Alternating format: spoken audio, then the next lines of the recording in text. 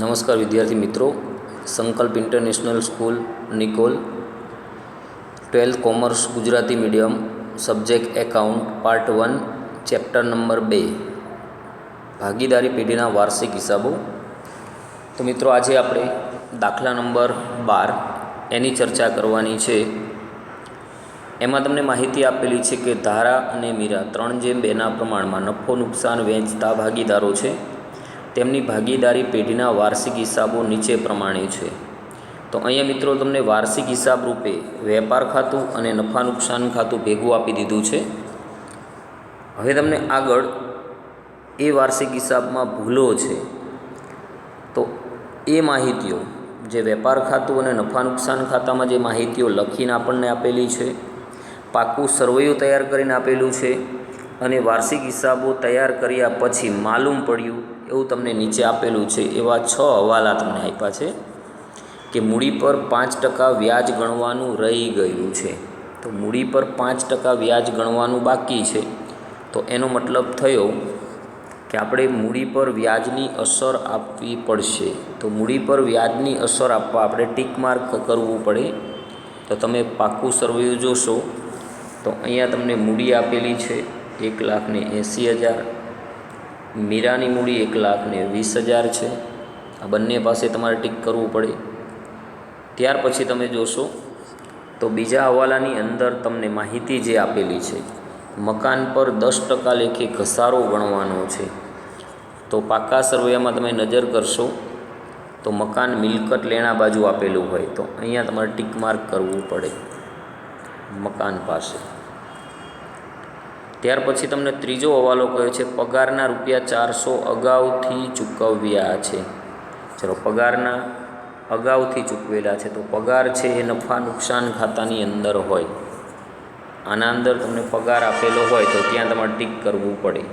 તો અહીં તમે જોઈ શકો છો પગાર છે ત્યાં ટીક કરી દેવાનું.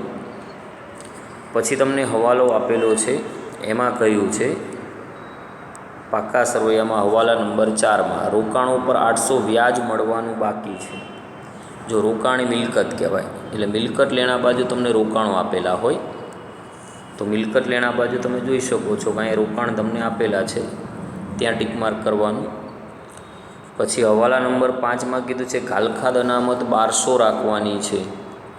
તો અહીંયા તમે દેવાદારો પર ઘાલખાદ અનામત 1200 રાખી શકો. અને એ જ રીતે એની બીજી અસર ટીક કરવી હોય તો તમને નફા નુકસાન ખાતામાં ચેક કરી જોવાનું તમને ઘાલખાદ અનામત એની કોઈ માહિતી આપેલી છે. તો અહીંયા પણ છે ઘાલખાદ તમને આપેલી જુઓ. અને જમા બાજુ ઘાલખાદ અનામત તમને આપ્યું નથી. જો હોત તો ત્યાં ટીક કરવું પડે. ઘાલખાદ પરત આપ્યું છે, અનામત નથી. ત્યાર પછીનો હવાલો તમને જે કહ્યો છે કે ઉધાર ખરીદી 1600 નોંધવાની બાકી છે. ચલો, ઉધાર ખરીદી આપણે કોની પાસેથી કરીએ? તો આપણા વેપારી એટલે કે લેણદારો પાસેથી. તો લેણદારો મૂડી દેવા બાજુ હોય તો અહીં તમે જોઈ શકો છો લેણદારો તમને આપેલા છે, ત્યાં ટીક કરવાનું.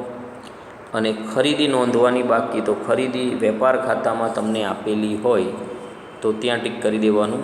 તો વેપાર ખાતાની અંદર તમને ખરીદી નથી આપી પણ વેચેલ માલની શું આપી દીધી છે? પડતર. ત્યાં તમારે ટીક કરવાનું. આટલા તમારે હવાલા છે જે ધ્યાનમાં લેવાના છે. બાકી તો તમને વેપાર ખાતું, નફા નુકસાન ખાતું, પાકું સરવૈયું બધું બનાવીને આપી જ દીધું છે. પણ અહીંયા આપણે નવેસર વાર્ષિક હિસાબો બનાવવાના છે. એટલે પહેલું જ તમારે બનાવવું પડશે સુધારેલ વેપાર ખાતું. શું બનાવવું પડશે? સુધારેલ વેપાર ખાતું. તમને નીચે સ્પષ્ટ માહિતી પણ આપી છે કે ઉપરની વિગતો પરથી સુધારેલ વેપાર ખાતું, નફા નુકસાન ખાતું, નફા નુકસાન ફાળવણી ખાતું અને પાકું સરવૈયું તૈયાર કરો. તો અહીંયા તમારે જેટલી માહિતી તૈયાર કરવાની છે એ બધી જ વાર્ષિક હિસાબ રૂપે લખવાની છે. તો અહીંયા આપણે મૂડી ખાતા પણ વધારાના બનાવીશું. એટલે પહેલું સુધારેલ વેપાર ખાતું, પછી નફા નુકસાન ખાતું સુધારેલું, પછી નફા નુકસાન ફાળવણી ખાતું, પછી ભાગીદારોના મૂડી ખાતા અને છેલ્લે શું બનાવવાનું? પાકું સરવૈયું. આટલું બનાવવાનું છે તમારે. હવે આપણે એક પછી એક એન્ટ્રી પહેલાં મૂકતા જઈએ તો તમને માહિતી રૂપે જે અહીંયા તમે જોઈ શકો છો કે સૌ પ્રથમ મૂડી ધારાની આપણને 1,60,000 આપેલી છે, મીરાની 1,20,000 છે. તો મૂડીની બાકી આપણે ક્યાં લખતા? મૂડી ખાતાની જમા બાજુ. તો અહીંયા જે મૂડી ખાતા બનાવીને તમને આપેલા છે એની જમા બાજુ 1,4,16 આપણે શું લખવું પડે? બાકી આગળ લાવ્યા. તો બાકી બેની લખી દીધી. ત્યાર પછી તમને દાખલામાં ઉપાડ આપેલો છે, તો ઉપાડ બંનેનો બાદ કરીને આપેલો હશે. જુઓ અહીંયા તમે જોઈ શકો છો કે અહીંયા ઉપાડ પહેલા ભાગીદારનો છે 48,000, બીજા ભાગીદારનો છે 24,000. આવું આપણે 11માં ફોર્મેટ બનાવતા, એને આપણે હવે મૂડી ખાતામાં ખાતા રૂપે લખવાનું. તો મૂડી ખાતા જે છે એમાં ઉધાર બાજુ બંનેનો ઉપાડ લખાશે.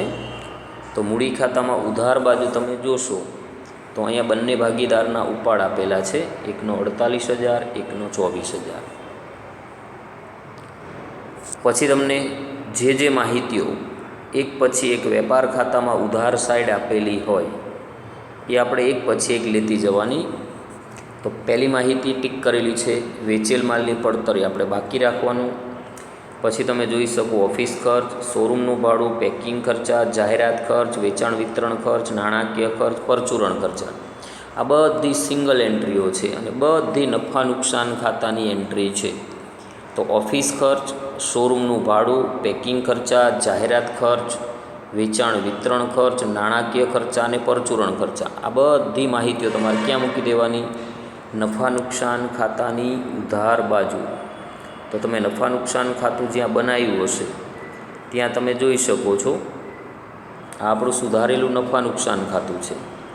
તો આના અંદર તમે ચેક કરી શકો છો કે આપણે ઓફિસ ખર્ચ આવ્યા હતા, સિંગલ એન્ટ્રીના મૂકી દીધા, કરવેરા વીમો એમનામ, પરચુરણ ખર્ચ એમનામ, વેચાણ વિતરણ, જાહેરાત ખર્ચ, પેકિંગ ખર્ચ, શોરૂમનું ભાડું, નાણાકીય ખર્ચા, આ બધી સિંગલ એન્ટ્રી હતી. આટલી વસ્તુ એમનામ લખી દેવાની. પછી તમે જે સિંગલ એન્ટ્રી રૂપે માહિતી આપી છે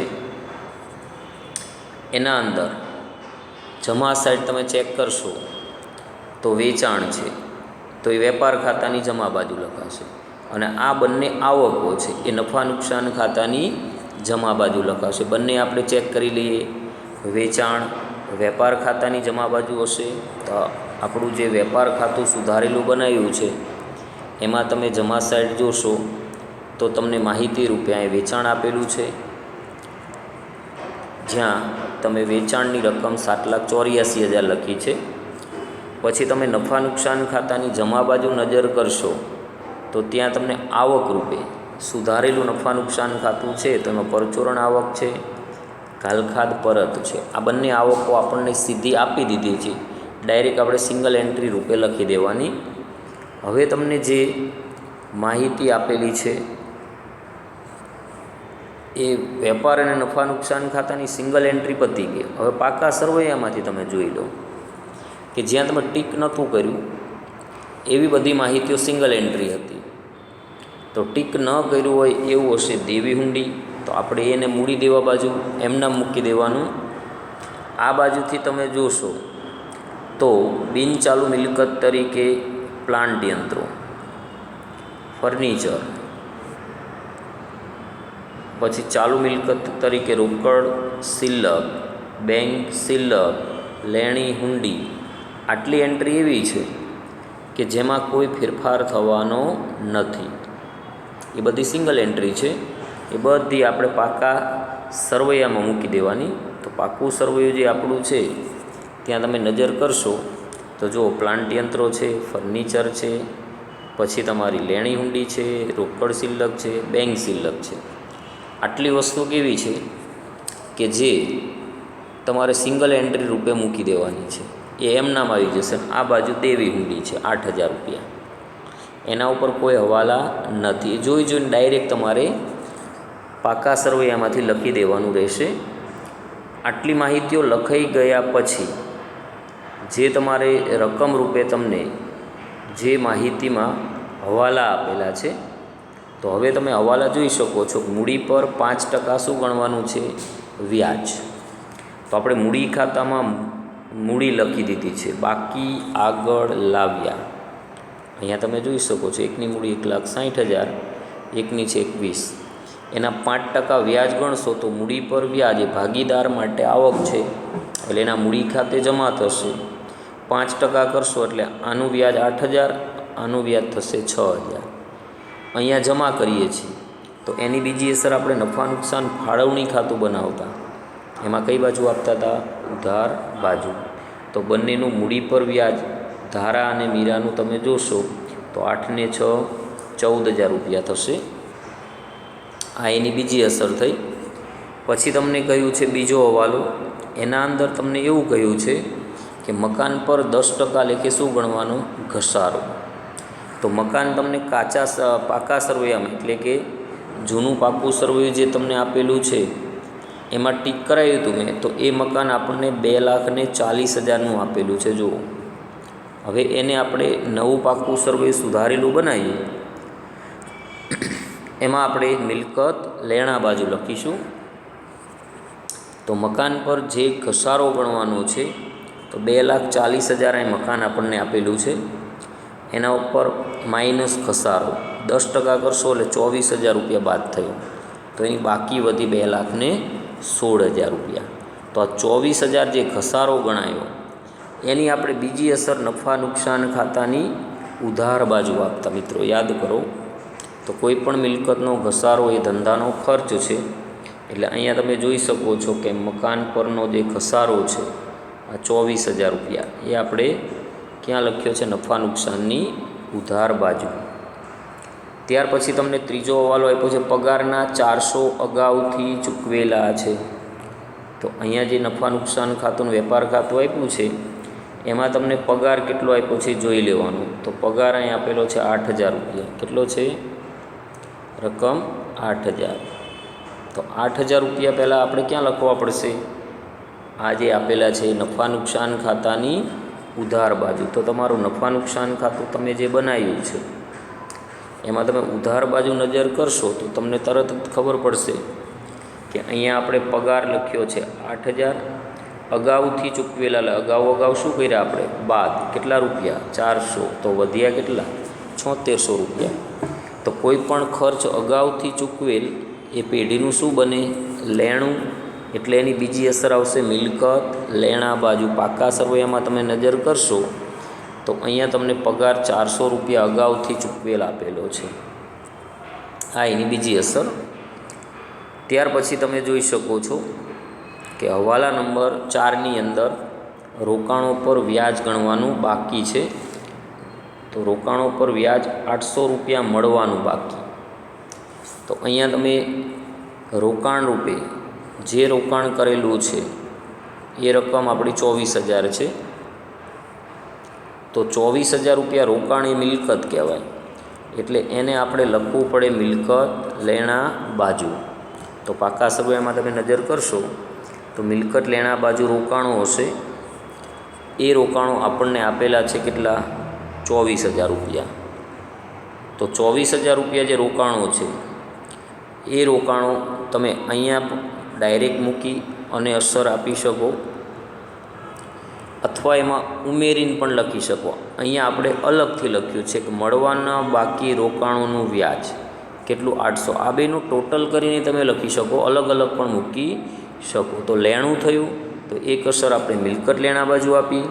રોકાણોનું વ્યાજ એ પેઢી માટે આવક કહેવાશે, એટલે નફા નુકસાન ખાતામાં જમા બાજુ લખાશે.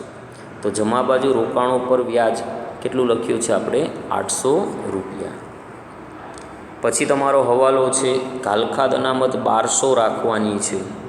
મિત્રો જોજો, અહીંયા દેવાદારો તમને જે આપેલા છે એ છે 56,000 રૂપિયા. કેટલા છે?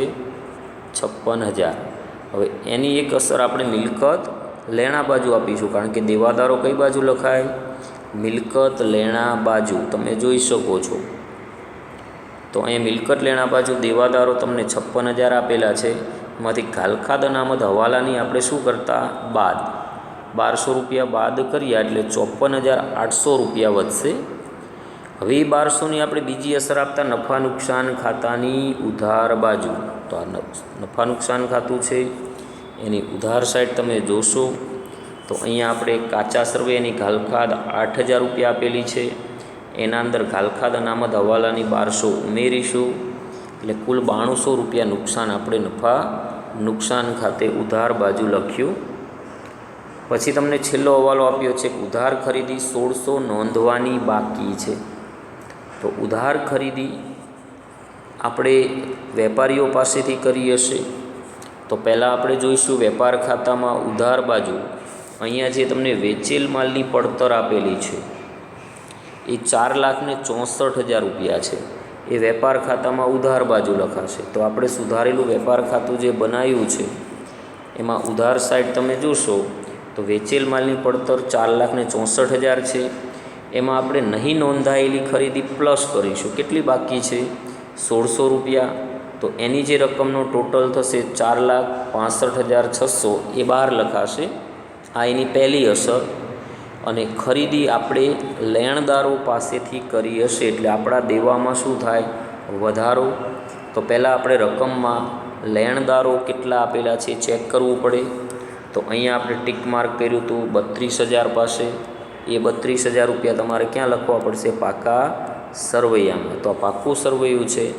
એમાં મૂડી દેવા બાજુ તમે જોશો તો 32,000 લેણદારો છે, એના અંદર પ્લસ કર્યું નહીં નોંધેલ ખરીદી 1600 રૂપિયા, એટલે કુલ દેવું આપણું વધીને થયું 33,600 રૂપિયા. તો આ રીતે બધા જ હવાલાઓની આપણે ડબલ એન્ટ્રી કરી દીધી. હવે આપણે સુધારેલ વેપાર ખાતું છે એ બંધ કરશો તો તમારો ટોટલ જમા બાજુ વધી જશે. કઈ બાજુ? જમા સાઈડ.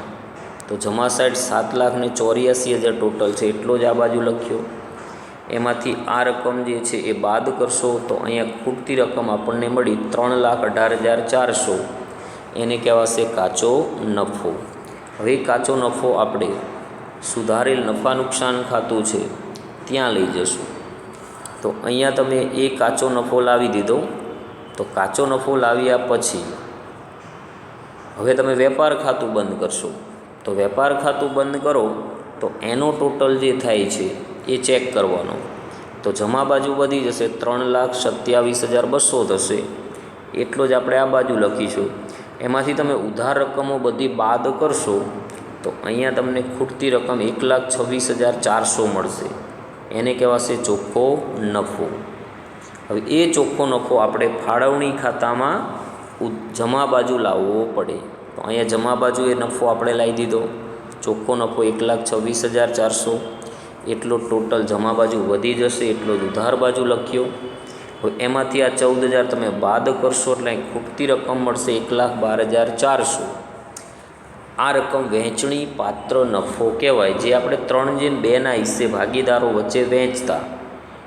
આ 1,12,400 ને 3/2 એટલે 5 વડે ભાગી 3 વડે ને 2 વડે ગુણશો એટલે આટલી રકમ પ્રાપ્ત થશે. 67,440, 44,960. એ વહેંચણી પાત્ર નફો આપણે મૂડી ખાતામાં કઈ બાજુ લાવીશું? જમા બાજુ. તો અહીંયા તમે વહેંચણી પાત્ર નફો મૂકી દો. હવે તમે ધારાનો ટોટલ 2,35,440 થશે. આનો ટોટલ થશે 1,70,960. એ જ રકમો આ બાજુ મૂકી દો. એમાંથી તમે ઉપાડની રકમો શું કરશો? બાદ. એટલે અહીંયા ખૂટતી રકમ આપણને મળશે 1,87,440 અને 1,46,960, જેને કહેવાશે બાકી આગળ લઈ ગયા. આ બાકીઓ તમે પાકા સરવૈયામાં મૂડી દેવા બાજુ લખશો. તો અહીંયા મૂડી દેવા બાજુ તમે જોઈ શકો છો કે એ બંને રકમ આપણે અહીંયા મૂકી. એનો ટોટલ થયો 3,34,400. આ બધી વસ્તુ લખી દીધા પછી તમારું જે પાકું સરવૈયું છે એનો તમે ટોટલ મારશો. તો પાકા સરવૈયાનો ટોટલ બંને બાજુનો કેવો થવો જોઈએ? સરખો. તો અહીંયા થઈ જશે 3,76,000 રૂપિયા ટોટલ. આ રીતે મિત્રો સુધારેલું વાર્ષિક હિસાબ આપણે તૈયાર કરવાનો હતો. એકદમ સહેલો દાખલો હતો, થોડો ધ્યાનથી તૈયાર કરજો તો અચૂક આવડશે. નેક્સ્ટ પીરિયડમાં આપણે પછીના દાખલાની ચર્ચા કરીશું.